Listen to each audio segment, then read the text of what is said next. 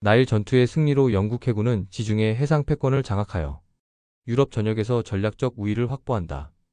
해상 보급로를 완전히 차단당한 이집트 주둔 프랑스군은 치명적 손실을 입는다. 이집트에서 고립된 나폴레옹은 육로를 통한 방어선을 구축하기 위해 오스만 제국의 다마스쿠스, 속주 시리아와 갈릴리로 군대를 이동시킨다. 지중해 동부 지역의 다마스쿠스 속주는 성지 순례 경로를 보호하는 전략적 요충지이다. 나폴레옹은 이집트에서 더 오래 버틸 수 있는 전략적 기반을 마련하기 위해 자원 확보에 나선다. 프랑스 군 13,000명은 1799년 2월 선제 공격으로 아리시와 가자를 큰 저항 없이 점령하지만 3월 야파 전투에서 격렬한 저항에 부딪힌다. 테라비브 남쪽 해안에 위치한 야파는 오스만 제국의 방어선을 뚫기 위한 전략적 전초 기지이다. 야파 전투에서 승리한 나폴레옹은 전쟁의 공포를 통해 적의 저항을 줄이고자 약 2,100명의 오스만 포로들을 잔혹하게 학살한다. 나폴레옹은 영국과 오스만 제국 사이의 연계를 차단하기 위해 3월 20일 아크레를 둘러싼다. 아크레는 지중해 연안의 하이파만 끝자락에 위치한 요새 도시로 상업적 요충지이다. 2주 만에 아크레를 점령할 수 있다 여긴 나폴레옹은 보병만을 사용하여 포위 공격에 나선다. 프랑스 군이 도시 외곽을 점령하고 공성포로 성벽을 공격하자 야파 전투의 학살 소식을 접한 아크레 수비대는 결사항전한다. 영국 해군 시드니 스미스 제독의 지원을 받은 아메드 파샤 알자자르는 1개월 반 동안 포위 공격을 견뎌낸다.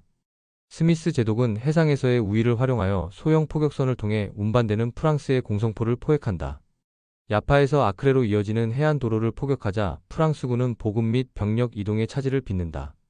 대형 군함 티그르와 테세우스를 아크레 근처 해안에 정박시킨 스미스 제독은 프랑스군을 향해 강력한 측면 포격을 가한다.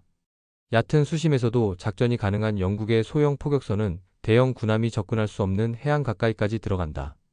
대형 군함의 강력한 대포와 소형 포격선의 기동성 있는 지원으로 프랑스군의 공격을 저지한다. 하지만 4월 타보르산 전투에서 오스만 제국군을 격퇴한 프랑스군은 5월 육로로 공성포를 운반에 배치시킨다. 프랑스군은 새로 도착한 공성포를 이용해 아크레 성벽 내부로 진입할 수 있는 기회를 마련한다.